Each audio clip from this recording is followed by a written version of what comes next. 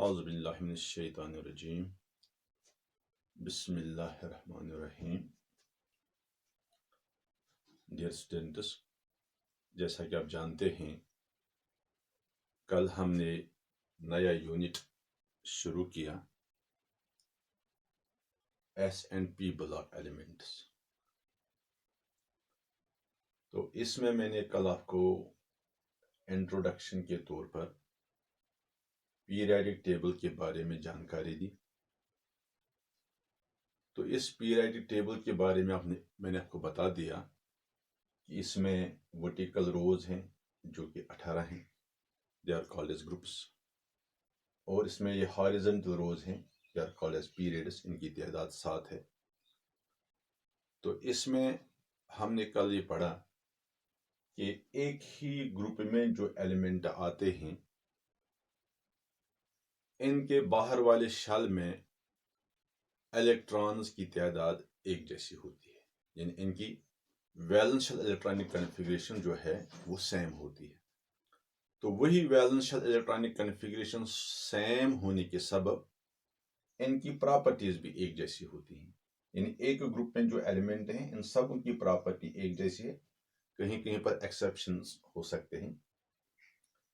तो इसीलिए जब एक ग्रुप में सभी एलिमेंट्स की प्रॉपर्टी एक जैसी हो, तो फिर वो सारे एलिमेंट्स एक एक करके पढ़ने की जरूरत नहीं है।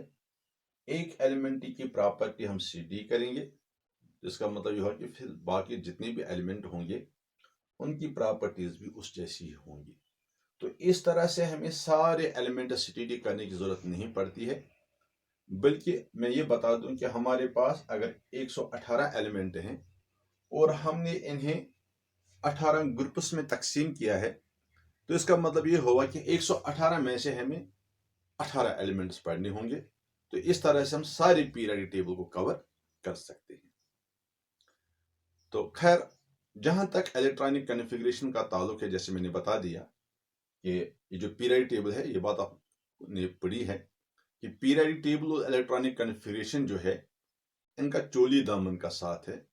ये दोनों एक दूसरे से जुड़े हुए हैं, मॉडर्न पीरियडिक टेबल और इलेक्ट्रॉनिक कॉन्फ़िगरेशन। जैसे आपने देख लिया कि हर ग्रुप में जितनी भी एलिमेंट हैं, सबों की वैलेंस इलेक्ट्रॉनिक कॉन्फ़िगरेशन सेम है। इसी तरह से कल मैंने आपको बता दिया कि जब कोई नया पीरियड शुरू हो रहा है, तो नया पीरियड शुरू होते ही इलेक्ट्रॉन्स नए शेल में दाखिल होना शुरू हो जाते हैं। खैर, ये बातें कल हो गई। आज मुझे जो बात करनी है वो ये है कि इस पीरियडिक टेबल की एक खास बात ये है कि इस पीरियडिक टेबल को हमने 4 ब्लॉक्स में तकसीम किया है। एक ब्लॉक है जिसको हम S ब्लॉक कहते हैं, S ब्लॉक। इस तस्वीर को थोड़ा बड़ा लिखूं मैं, S ब्लॉक। S ब्लॉक जो है, इसमें group number 1 and group number 2 जो है, इसके एलिमेंट्स आ रहे हैं, जो आप यहां देख रहे हैं। ग्रुप 1 एंड ग्रुप 2 जो है, यानी ये ग्रुप ऑफ एलिमेंट जो इस साइड पे है, on the left side of the periodic table, the first 2 groups, these are called as S block elements. इसी तरह से group number 13 to group number 18, ये सारे एलिमेंट जो एक ही जगह पे हैं ग्रुप करके, इन्हें हम P ब्लॉक एलिमेंट्स कहते हैं। यानी ये दो जो हैं, group first and group second, they are S block elements. From group number 13 to group number 18, these are P block elements. ये आप पहले से जानते हैं, P block elements। और बीच में ये जो एलिमेंट हैं, from group number 3 to group number 12, group number 3 to group number 12, in elements को हम D block elements कहते हैं, D block elements। इसी तरह से जो यहां नीचे पीरियडिक टेबल के नीचे जो ये 2 हॉरिजॉन्टल लाइंस आप देख रहे हैं, इनमें भी एलिमेंट्स हैं। जैसे मैंने कहा है, लेंथेनाइड्स और एक्टिनाइड्स, 14 एलिमेंट्स ईच, 14 लेंथेनाइड्स हैं और 14 एक्टिनाइड्स हैं। इन्हें हम F ब्लॉक एलिमेंट कहते हैं, F ब्लॉक एलिमेंट्स।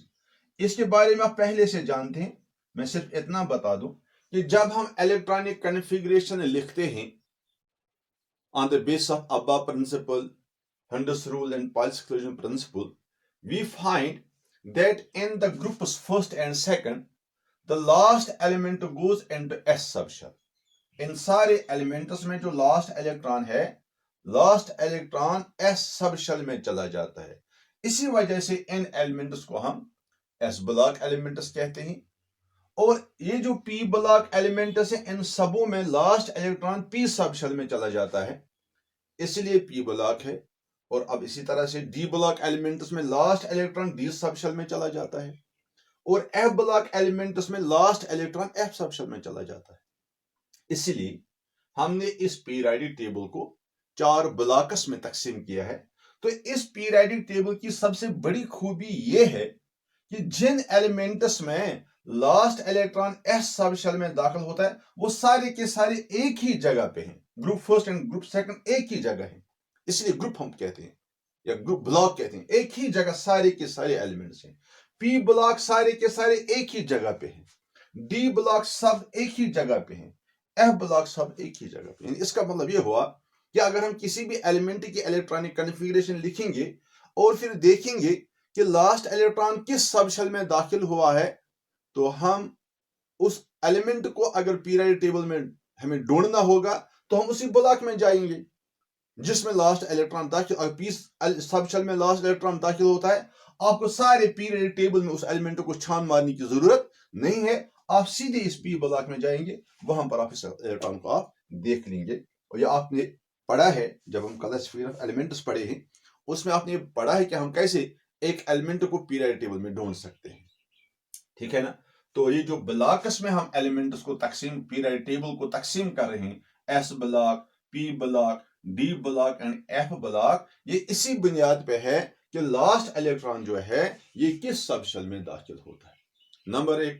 नंबर 2, अब हम अपनी तरफ आते हैं। मैंने आपको बताया है कि चूंकि केमिस्ट्री जो है, जैसे मैंने स्टार्ट पे इंट्रोडक्शन में भी ये बात आपको बता दी कि एक्चुअली इस यूनिवर्स में जो भी मैटर है, ये सारा का सारा इन्हीं एलिमेंट्स की वजह से, एलिमेंट ही हमारे इर्द गिर्द जो मैटर बना रहे हैं, चाहे फिर प्योर फॉर्म में एलिमेंट हो या कंपाउंड की शक्ल में हो या मिक्सचर की शक्ल में हो, बाहर सूरत जो बेसिक कंपोनेंट्स मैटर के हैं वो यही एलिमेंट है।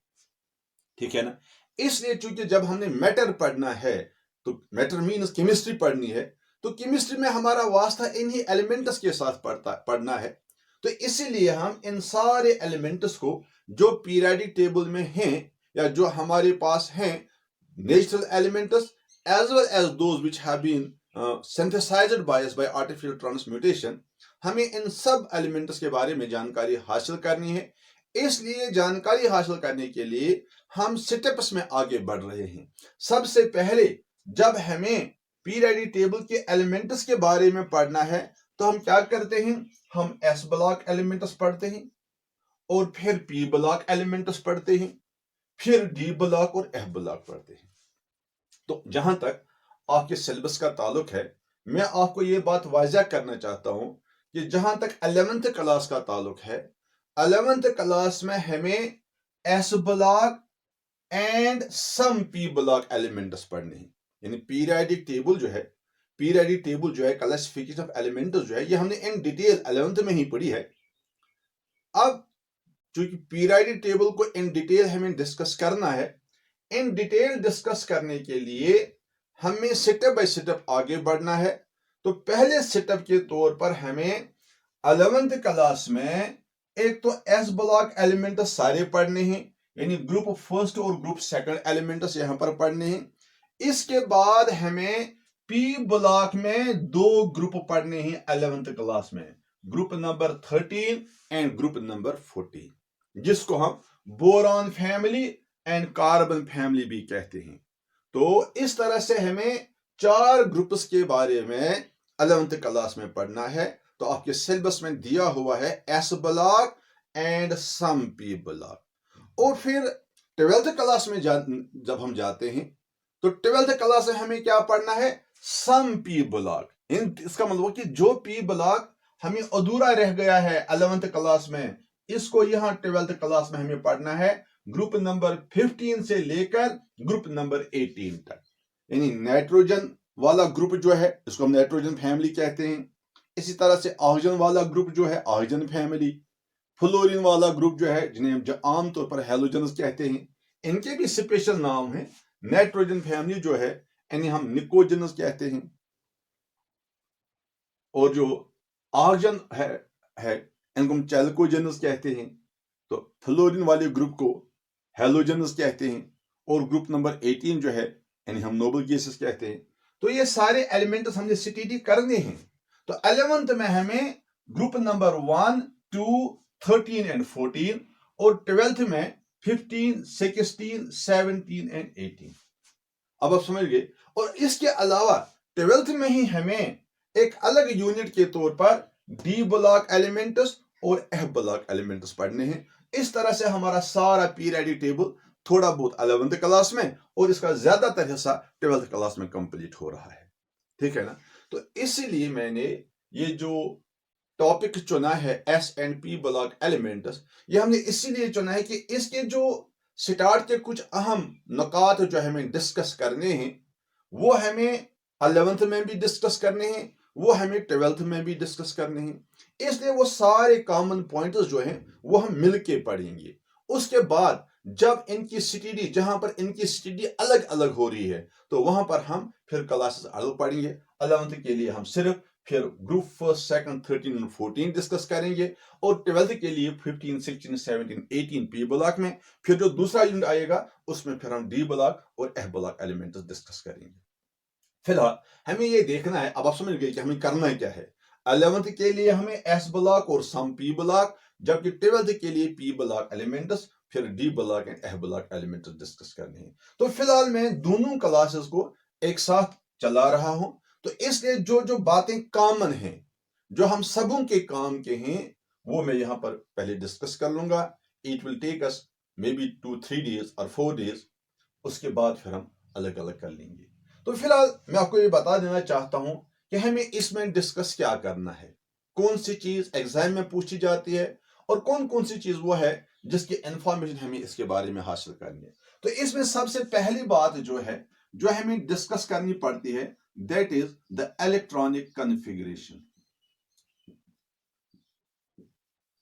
इलेक्ट्रॉनिक कॉन्फ़िगरेशन यानी हमें हर ग्रुप का इलेक्ट्रॉनिक कॉन्फ़िगरेशन, जिस सपोज हम ग्रुप फर्स्ट एलिमेंट लेंगे तो हमें ग्रुप फर्स्ट एलिमेंट की इलेक्ट्रॉनिक कॉन्फ़िगरेशन लिखनी होगी। इसी तरह से ग्रुप सेकंड की, ये सारे ग्रुप्स की, चाहे 13, 14, 15 जो भी हो, सारे पी ब्लॉक की, सारे एस ब्लॉक की इलेक्ट्रॉनिक कॉन्फ़िगरेशन हमें लिखनी है।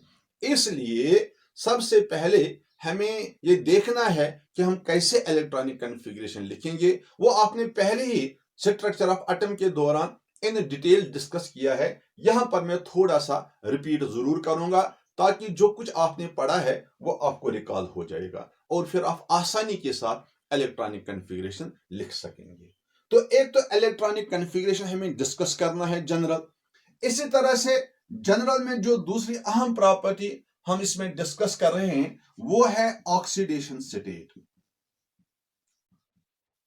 ऑक्सीडेशन स्टेट ये भी हम जनरल में इस तरह से डिस्कस करेंगे कि अगर हम एक या दो ग्रुप्स की ऑक्सीडेशन स्टेट डिस्कस करेंगे, फिर जो बाकी ग्रुप जो रहते हैं आप उनकी ऑक्सीडेशन स्टेट खुद फिर डिस्कस कर सकेंगे, या आप समझ सकेंगे कि हमने कैसे ऑक्सीडेशन स्टेट के बारे में बात करनी है। तो इसके अलावा एक और पॉइंट जो अक्सर बेशतर हम डिस्कस करते हैं यहां पर, that is the anomalous behaviour of first element. ये भी आप जानते हैं, anomalous behavior of first element of each group। यानी हर ग्रुप का जो पहला एलिमेंट होता है, जैसे इस ग्रुप का पहला एलिमेंट लिथियम है, ये आप जानते हैं, हाइड्रोजन जो है इसको हम यहां पर रखते ही ग्रुप फर्स्ट में, मगर एक्चुअली इसकी पोजीशन नहीं है। एनॉमलस पोजीशन ऑफ हाइड्रोजन के बारे में आप पीरियड टेबल में पढ़ चुके हैं। ये हाइड्रोजन जो है इसकी प्रॉपर्टी ग्रुप फर्स्ट एलिमेंट्स के साथ भी रिजल्ट करती है और इसकी प्रॉपर्टी ग्रुप 17 के साथ भी रिजल्ट करती है। अभी हम ये डिसाइड नहीं कर पाए हैं कि इसको कहां पर रखा जाए, ग्रुप फर्स्ट में या ग्रुप 17 में, क्योंकि दोनों जगहों पे दोनों ग्रुप्स में पोजीशन डिजर्व करता है। इसलिए रखते तो हम इसको ग्रुप फर्स्ट में ही हैं, मगर ग्रुप फर्स्ट एलिमेंट्स के साथ इसको डिस्कस नहीं किया जाता है, बल्कि आप देखेंगे ये हाइड्रोजन जो है इसको हम सेपरेटली डिस्कस कर रहे हैं। इसके लिए अलग यूनिट है हमें 11th क्लास में, जिसमें खाली हाइड्रोजन के बारे में पढ़ते हैं। तो खैर, जब हम वो पढ़ेंगे हाइड्रोजन वाला ग्रुप, जो हाइड्रोजन वाला यूनिट जब हम पढ़ेंगे, तो इसमें हम इंशाल्लाह हाइड्रोजन के बारे में सारी बातें डिस्कस करेंगे। इसलिए ग्रुप फर्स्ट जो है, ग्रुप फर्स्ट का पहला एलिमेंट लिथियम है। इसी तरह से ग्रुप सेकंड का पहला एलिमेंट जाहिर सी बात है बेरिलियम है। तो यहां पर boron, carbon, nitrogen, oxygen, fluorine. तो ये ग्रुप, हर ग्रुप का पहला एलिमेंट जो होता है, इसकी प्रॉपर्टीज जो होती हैं, they are somewhat different than the properties of other elements of the same group. तो इस difference in property of the first element, इसको हम एनोमलस बिहेवियर कहते हैं। क्योंकि एनोमलस बिहेवियर हर ग्रुप का पहला एलिमेंट दिखा रहा है, इसीलिए हम ये बात भी जनरल में डिस्कस करेंगे, ताकि आपको जब भी किसी ग्रुप के फर्स्ट एलिमेंट का एनोमलस बिहेवियर लिखना हो, आप आसानी के साथ वो डिस्कस कर सकेंगे। तो इसके अलावा कुछ और प्रॉपर्टीज भी हैं जो हमने डिस्कस करनी है, जो आपने पहले ही पीरियोडिक टेबल में पढ़े हैं, जैसे एटॉमिक रेडियस है, आयोनिक रेडियस है, आयनाइजेशन एनर्जी है, आयनाइजेशन एंथैल्पी है, या इलेक्ट्रॉन गेन एंथैल्पी है, या इलेक्ट्रोनेगेटिविटी जैसी प्रॉपर्टीज हैं, मेल्टिंग पॉइंट, बॉइलिंग पॉइंट जैसी प्रॉपर्टीज हैं। तो वो भी जनरल प्रॉपर्टीज हैं, उनकी जनरल ट्रेंड्स हैं, जैसे आपने पढ़ा है ट्रेंड्स एंड एटॉमिक प्रॉपर्टीज। तो वो सारी बातें जो हैं वो भी हम जनरल में ही डिस्कस करेंगे, ताकि आपको किसी भी ग्रुप की प्रॉपर्टी डिस्कस करनी हो, जनरल प्रॉपर्टी, वो आप आसानी के साथ डिस्कस कर सकेंगे। तो इसलिए ये कुछ प्रॉपर्टीज जो हैं, या कुछ ये जो अहम पॉइंट्स हैं, ये हम पहले जनरल में डिस्कस करेंगे। फिर ग्रुप वाइज जो कंपाउंड फॉर्मेशन होगी या जो कुछ भी होगा, वो तो आपको पता चल ही जाएगा। जो जो हम आगे बढ़ते जाएंगे वो फिर हम अलग से डिस्कस करेंगे। 11th क्लास के लिए अलग से डिस्कस करेंगे और 12th क्लास के लिए अलग से डिस्कस करेंगे। इसलिए आज हम सबसे पहली प्रॉपर्टी जो है, यानी पहली चीज जो हमें डिस्कस करनी है, that is the electronic configuration.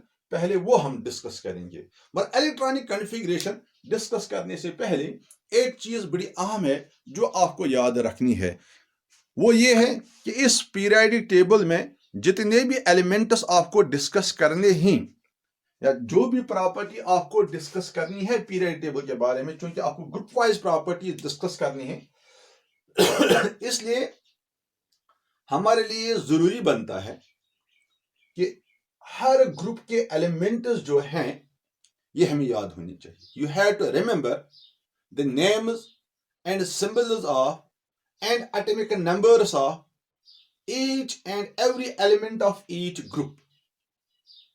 फिर से मैं बता रहा हूं कि ये यूनिट जो है SNP ब्लॉक या D ब्लॉक, F ब्लॉक, जब हमें ये डिस्कस करना है, इसकी कोई प्रॉपर्टी डिस्कस करनी है, कोई भी चीज इसके बारे में डिस्कस करनी हो, तो इसके लिए जरूरी ये बनता है कि हमें हर ग्रुप के जो एलिमेंट्स हैं serially from top to bottom, इनके नाम और सिंबल याद होनी चाहिए, तब कहीं जाके हम इन एलिमेंट्स के बारे में डिस्कस कर सकेंगे। तो ये आप देख रहे हैं, आपको याद भी होगा, क्योंकि पीरियोडिक टेबल जब आपने पढ़ा है वहां पर भी मैंने आपको बताया है कि एलिमेंट्स के नाम और सिंबल्स और atomic numbers, even atomic masses, ये कुछ ऐसी चीजें हैं जो हर एक केमिस्ट्री के स्टूडेंट को याद होना चाहिए। इसके बगैर हमारा काम नहीं चलता है। तो इसलिए जब भी हम किसी ग्रुप की इलेक्ट्रॉनिक कॉन्फ़िगरेशन लिखेंगे, तो हमें इस ग्रुप के एलिमेंट्स जो होंगे उनका नाम हमें याद होना चाहिए। और आप देख लीजिए, जो ग्रुप नंबर 1 है, इसमें है, जैसे मैं बता दिया, lithium, sodium, potassium, rubidium, caesium और फ्रांशियम। और ग्रुप नंबर 2 जो है, इसमें beryllium, magnesium, calcium, strontium, barium और रेडियम। इसी तरह से ग्रुप 13 में है boron, aluminium, gallium, indium, thallium and ununtrium. 14 में है carbon, silicon, germanium, tin, lead, ununquadium. 15 में है nitrogen, phosphorus, arsenic, antimony, bismuth, ununpentium. 16 में है oxygen, sulphur, selenium, tellurium, polonium और अनअनहेक्सियम। 17 में है fluorine, chlorine, bromine, iodine, astatine, ununseptium. और 18 में है helium, neon, argon, krypton, xenon, radon and ununoctium. ठीक है ना। तो एस ब्लॉक और पी ब्लॉक का जहां तक ताल्लुक है, एलिमेंट्स का नाम आ गया, आपको ये नाम जबानी याद रखने हैं, तब कहीं जाके हम आगे बढ़ेंगे। ठीक है ना। तो सबसे पहली बात जो है that is the electronic configuration. तो इलेक्ट्रॉनिक कॉन्फ़िगरेशन लिखने के लिए मैं दो ग्रुप्स चूज करूंगा।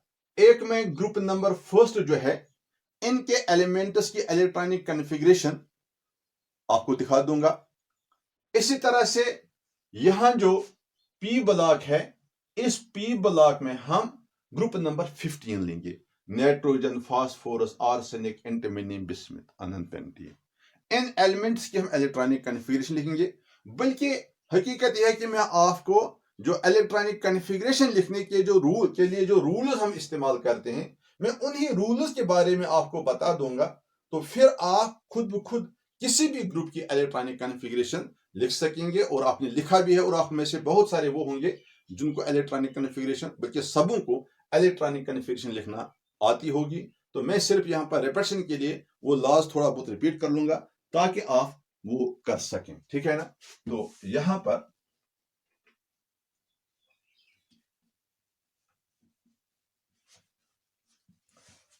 इलेक्ट्रॉनिक कॉन्फ़िगरेशन हमने लिखना है।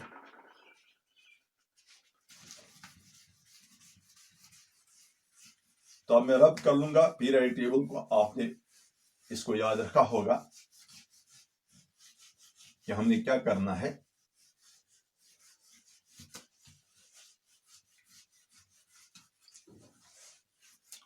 तो सबसे पहली बात जो है, इलेक्ट्रॉनिक कॉन्फ़िगरेशन लिखने के लिए हमारे लिए जरूरी है कि we should be knowing the names of the elements जिनकी हमने इलेक्ट्रॉनिक कॉन्फ़िगरेशन लिखनी है। Number 2, we should be knowing the atomic numbers of the elements जिनकी इलेक्ट्रॉनिक कॉन्फ़िगरेशन हमें लिखनी है। और नंबर 3, वो रूल्स जो हम इस्तेमाल करते हैं इलेक्ट्रॉनिक कॉन्फ़िगरेशन लिखने के लिए, उन रूल्स के बारे में हमें अच्छी तरह से जानकारी होनी चाहिए, नो होना चाहिए, तब कहीं जाके हम ऐसा कर सकते हैं। ठीक है ना। तो सबसे पहले मैं आपको थोड़ा बहुत रूल्स के बारे में बता दूंगा। Rules for writing electronic configuration.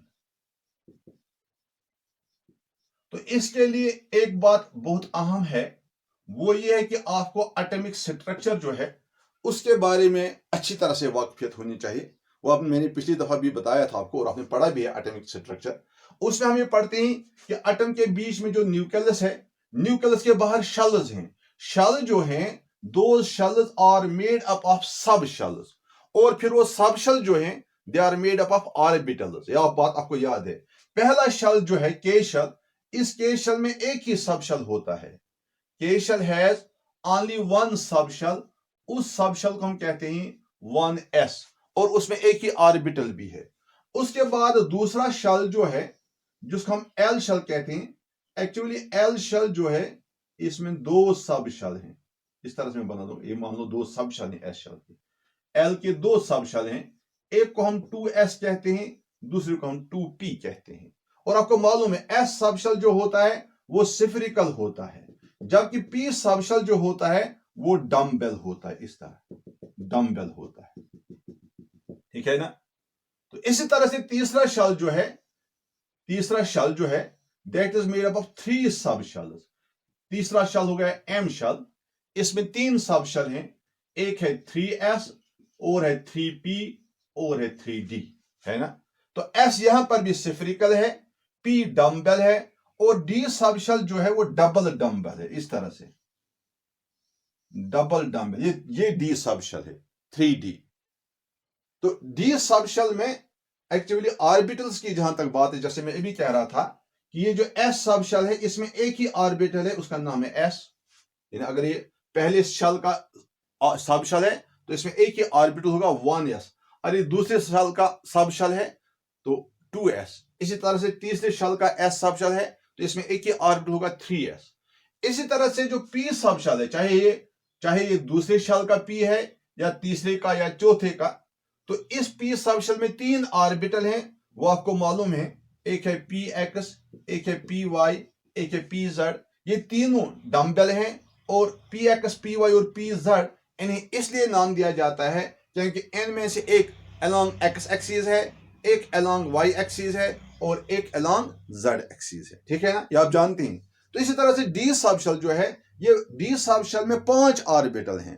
5 orbital, मैं नाम यहां पर रिपीट कर रहा हूं। एक है डी एक्स वाई, दूसरा है डी वाई जेड, तीसरा है डी एक्स जेड, चौथा है D X square minus Y square और पांचवा है डी जेड स्क्वायर। तो ये मैंने नाम इसलिए बता दिए। इसमें से जो 4 हैं, पहले 4, ये सब के सब डबल डम्बल हैं, जबकि डी जेड स्क्वायर वाला जो है that is dumbbell with a ring of electrons outside it. इस तरह से इसको हम डेफिनेट शेप कहते हैं, आपको याद होगा, इसको हम डेफिनेट शेप कहते हैं। इसलिए सारे डी ऑर्बिटल्स डबल डम्बल नहीं हैं, 4 डबल डम्बल हैं और पांचवा जो है D Z square that is dumbbell with a circular ring of electron cloud in the center having a definite live shape। तो इस अब समझ रहे आप कि जो हमारे पास एटम है, इस एटम में मुख्तलिफ शेल्स हैं और शेल जो हैं वो सब शेल के बने हुए हैं और सब शेल्स जो हैं वो ऑर्बिटल्स के बने हुए हैं। एस सब शेल में एक ही ऑर्बिटल, पी सब शेल में 3 ऑर्बिटल, डी सब शेल में 5 ऑर्बिटल और एफ सब शेल जो है उसमें 7 ऑर्बिटल होते हैं।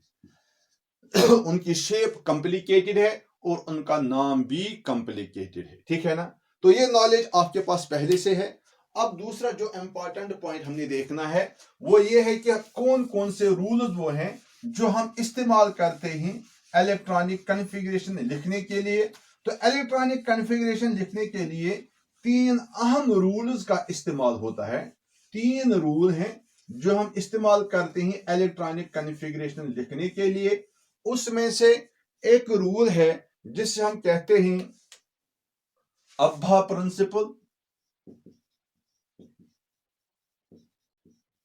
अब्बा प्रिंसिपल और दूसरा रूल है उसे आप कहते हैं Pauli's exclusion principal. Pauli's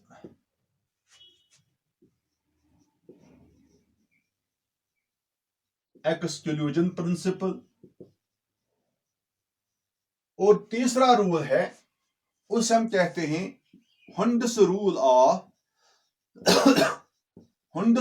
of maximum multiplicity. ये सारे रूल्स आपने पढ़े हैं स्ट्रक्चर ऑफ एटम में, जब हमने वहां पर इलेक्ट्रॉनिक कॉन्फ़िगरेशन लिखना सीखा था तो वहां पर हम ये 3 रूल पढ़ चुके हैं, aufbau principle, Pauli's exclusion principle and Hund's rule of maximum multiplicity. ये जो 2 रूल हैं, पहले मैं आपको इन्हीं के बारे में बता दूं।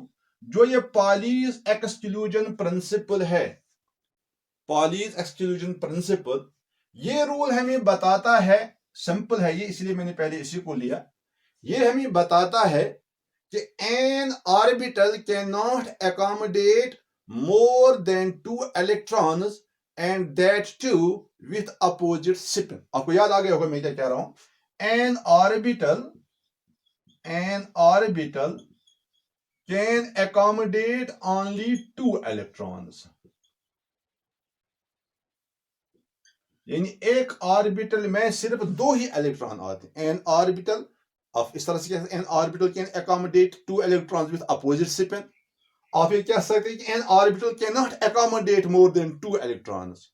एक ऑर्बिटल में दो से ज्यादा इलेक्ट्रॉन नहीं आ सकते हैं, and that two with opposite spin, और वो दो इलेक्ट्रॉन जो होंगे उनका स्पिन भी जो होगा दैट विल बी अपोजिट। एक इलेक्ट्रॉन क्लॉकवाइज डायरेक्शन में स्पिन करता होगा, दूसरा एंटी क्लॉकवाइज में। इस तरह से हम समझा देंगे। मिसाल तो मैं अभी बात कर रहा था पी सबशेल की, मैं पी सबशेल की बात कर रहा था। पी सबशेल जो है उसमें 3 ऑर्बिटल हैं, जैसे पी एक्स पी वाई और पी जेड। इस तरह से हम रिप्रेजेंट करेंगे P X P Y and P Z. या एस सबशेल है, उसमें एक ही ऑर्बिटल है, एस सबशेल में एक ही ऑर्बिटल है। अब इस एक ऑर्बिटल में ज्यादा से ज्यादा 2 इलेक्ट्रॉन आएंगे। एक इलेक्ट्रॉन का स्पिन क्लॉकवाइज होगा, एक का स्पिन एंटी क्लॉकवाइज होगा। ये आप जानते हैं। स्पिन ऑफ द इलेक्ट्रॉन जो है इसको हम एरो से रिप्रेजेंट करते हैं, एक एरो ऊपर की तरफ, एक नीचे की तरफ। यहां 3 ऑर्बिटल हैं, तो इस ऑर्बिटल में ज्यादा से ज्यादा 2 इलेक्ट्रॉन आएंगे, इसमें भी ज्यादा से ज्यादा 2, इसमें भी ज्यादा से ज्यादा 2 से ज्यादा इलेक्ट्रॉन एक ही ऑर्बिटल में नहीं आ सकते हैं, सिर्फ 2 इलेक्ट्रॉन, और उन इलेक्ट्रॉन्स का स्पिन जो होगा दैट विल बी अपोजिट। तो यही है पॉलीज एक्सक्लूजन प्रिंसिपल। बस इतनी सी बात है इसके बारे में कि एक ऑर्बिटल में जब आप इलेक्ट्रॉनिक कन्फिगरेशन लिखेंगे और ऑर्बिटल रिप्रेजेंट करेंगे, तो उस वक्त आपको एक ऑर्बिटल में 2 से ज्यादा इलेक्ट्रॉन नहीं रखने हैं, 2 से ज्यादा नहीं। कभी कभी तो ऑर्बिटल में एक ही इलेक्ट्रॉन आएगा, और कभी कभी ऐसा भी होता है कि ऑर्बिटल खाली ऑर्बिटल होता है मगर वैकेंट होता है, यानी ऑर्बिटल वैकेंट भी हो सकता है। ऑर्बिटल में एक ही इलेक्ट्रॉन होगा, हो सकता है। अगर एक ही इलेक्ट्रॉन होगा तो उस वक्त हम ऑर्बिटल को हाफ फील्ड कहते हैं। अब अगर ऑर्बिटल में 2 इलेक्ट्रॉन हैं तो उसको हम कंप्लीटली फील्ड ऑर्बिटल कहते हैं। मतलब 2 से ज्यादा इलेक्ट्रॉन एक ऑर्बिटल में नहीं आएंगे। वही है हमारा पॉलीज एक्सक्लूजन प्रिंसिपल। और जहां तक हुंडस रूल का ताल्लुक है, हुंडस रूल हमें कहता है pairing of electrons does not take place until empty orbitals of the same energy are vacant। या आप ये भी कह सकते हैं pairing of orbitals does not take place till all the orbitals of a particular subshell get 1 electron each।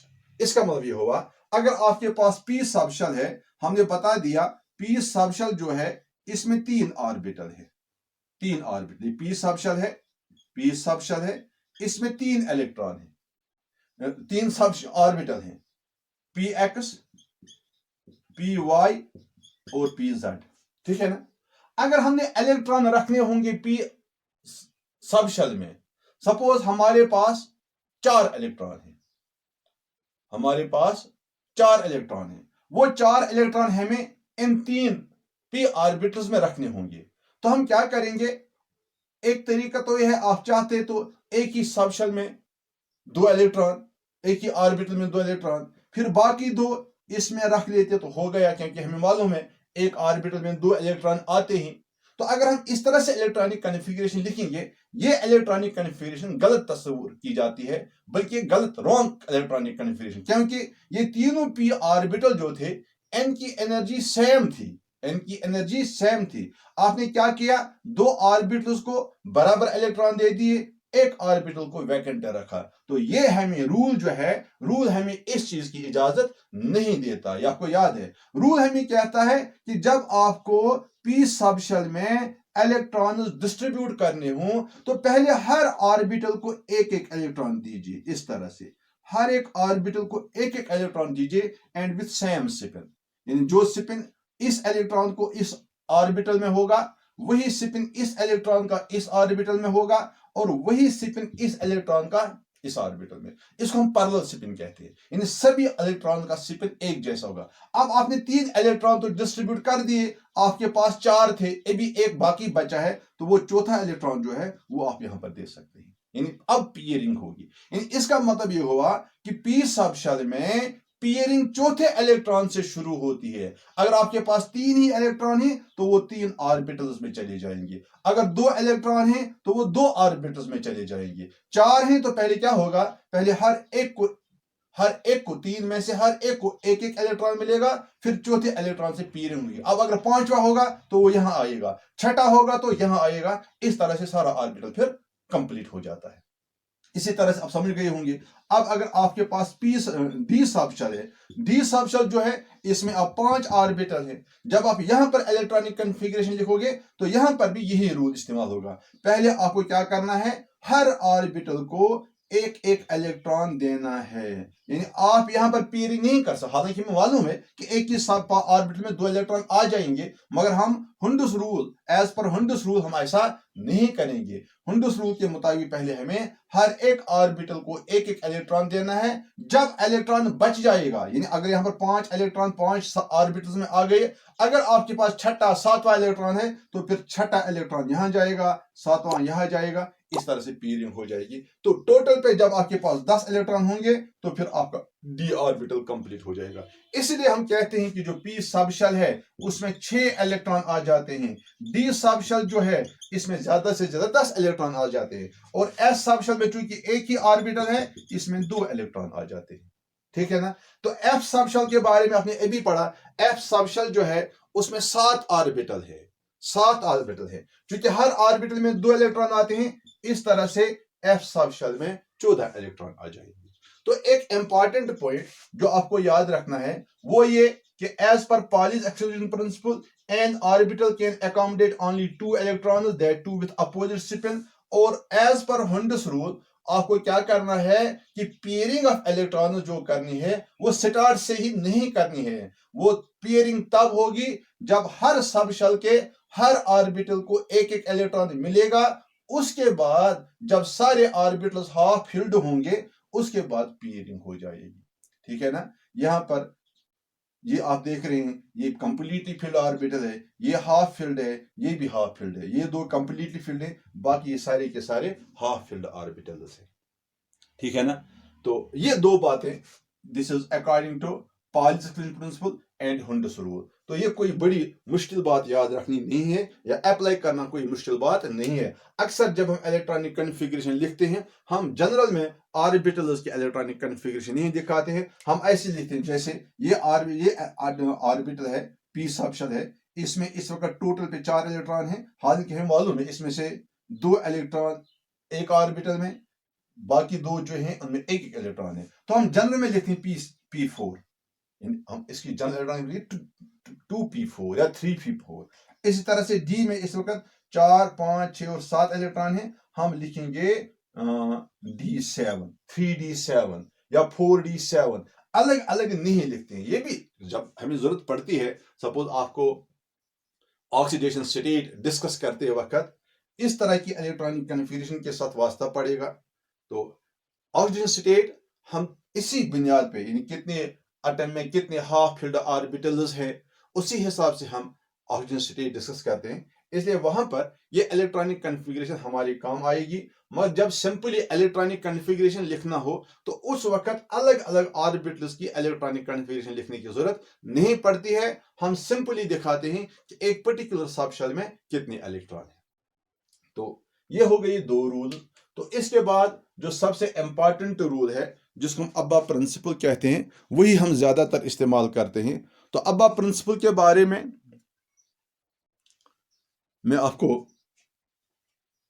शायद पूरी जानकारी ना दे सकूं, क्योंकि हमारी क्लास का टाइम जो है वो अब होने को जा रहा है। तो फिर भी मैं आपको बता दूं कि अब्बा प्रिंसिपल जो है ये सबसे अहम रूल है इलेक्ट्रॉनिक कन्फिग्रेशन लिखने में। जब भी हमें इलेक्ट्रॉनिक कन्फिग्रेशन लिखनी होती है, ज्यादातर इसी अब्बा प्रिंसिपल का इस्तेमाल हो रहा है।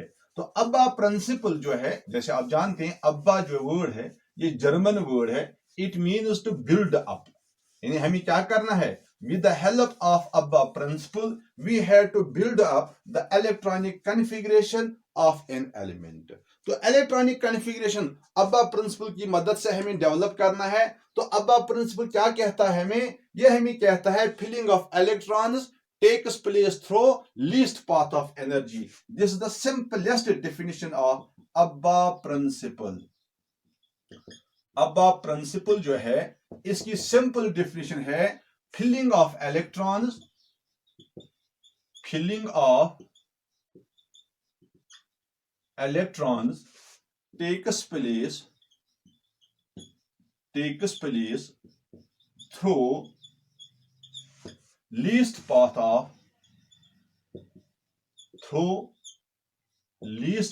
of energy। तो इसके लिए सबसे पहले आपको यह समझना है स्ट्रक्चर ऑफ एटम में जो आपने पढ़ा है कि एक एटम में जो डिफरेंट शेल्स हैं उन शेल्स की एनर्जी एक जैसी नहीं होती है। आपने पढ़ा है कि एक शेल की एनर्जी जो है that is the lowest energy, उसके बाद एल शेल, उसके बाद एम शेल। इन सिंपली आप जानते हैं कि न्यूक्लियस से बाहर वाला शेल जो है पहला शेल दैट्स के शेल, इसकी एनर्जी सबसे कम होती है। जो ही हम न्यूक्लियस से दूर होते जा रहे हैं शेल्स की एनर्जी बढ़ती जा रही है। एक पॉइंट। नंबर 2, जैसे अभी आपने देख लिया ये शेल जो है they are made up of different sub shells. जैसे के शेल में एक ही सब शेल है, एल शेल में 2 सब शेल हैं, एम शेल में 3 सब शेल हैं, चौथे शेल में 4 सब शेल होंगे, पांचवें शेल में 5 सब शेल होंगे। यानी जो शेल नंबर है उतनी ही सब शेल्स होते हैं। तो खैर मेरी बात यह है कि जब एक शेल में एक से ज्यादा सब शेल हैं, जब सपोज एम शेल में, इस एम शेल में 3 सब शेल हैं, एक 3s है, एक 3p है, एक 3d है ना। तो इन तीनों सब शेल्स की एनर्जी जो है ये एक जैसी नहीं है। 3s जो है इसकी एनर्जी कम है देन 3p, 3p की एनर्जी कम है देन 3d। तो इसका मतलब होगा कि शेल्स में भी जो डिफरेंट सब शेल्स हैं उनकी एनर्जी सेम नहीं है, ठीक है ना। तो एटम में जो डिफरेंट शेल्स और सब शेल्स हैं दे वेरी इन एनर्जी। कुछ ऐसे हैं जिनकी एनर्जी कम है, कुछ ऐसे हैं जिनकी एनर्जी ज्यादा है ना। इन एनर्जी सबों की एक जैसी नहीं है, हर एक शेल की एनर्जी दूसरे शेल से डिफरेंट है। इसी तरह से हर सब शेल की एनर्जी दूसरे सब शेल से डिफरेंट है। तो इसलिए जब हमें इन शेल्स में और इन सब शेल्स में इलेक्ट्रॉन डिस्ट्रीब्यूट करने हों तो हमें अब्बा प्रिंसिपल कहता है filling of electrons takes place through least path of energy. इसका मतलब ये हुआ कि इलेक्ट्रॉन जो हैं जब हम इनकी फिलिंग करेंगे, जब हम इलेक्ट्रॉन डिस्ट्रीब्यूट करेंगे, इलेक्ट्रॉन डिस्ट्रीब्यूट करने को ही हम इलेक्ट्रॉनिक कन्फिगरेशन कहते हैं। तो जब हम इलेक्ट्रॉनिक कन्फिगरेशन लिखेंगे, इलेक्ट्रॉन डिस्ट्रीब्यूट करेंगे, तो एज पर अब्बा प्रिंसिपल ये इलेक्ट्रॉन डिस्ट्रीब्यूशन जो होगी, फिलिंग ऑफ इलेक्ट्रॉन जो होगी, it will go through least path of energy. Least path of energy का मतलब हुआ कि इलेक्ट्रॉन सबसे पहले उस शेल में जाएगा जिसकी एनर्जी सबसे कम होगी, नंबर 1। नंबर 2, फिर उस शेल में जो सब शेल होंगे उन सब शेल्स में जिस सब शेल की एनर्जी कम होगी पहले इलेक्ट्रॉन उसी सब शेल में जाएगा, उसके बाद उससे ज्यादा वाली एनर्जी वाले शेल में जाएगा, फिर उसके बाद उससे ज्यादा एनर्जी वाले शेल में जाएगा। इसलिए क्योंकि अब हम इस नतीजे पे पहुंच गए कि हमें electron through least path of energy fill करने हैं, तो इसलिए हमारे पास इस चीज का इल्म होना चाहिए। We should be knowing this fact कि कौन सा शेल और कौन से सब शेल्स वो हैं जिनकी एनर्जी कम होती है, फिर किसकी उससे ज्यादा होती है, फिर उससे ज्यादा किसकी होती है। In other words we should be able to arrange the sub shells and sub shells in the increasing order of their energies so that we will be able to fill the electrons as per this above principle, so that we can give the electrons first to those shells and subshells which have the minimum energy। तो ये कैसे हमें पता चलेगा कि सब shell की energy ज्यादा है किसकी कम है, तो इसके लिए हमें यही अब्बा प्रिंसिपल गाइड करेगा।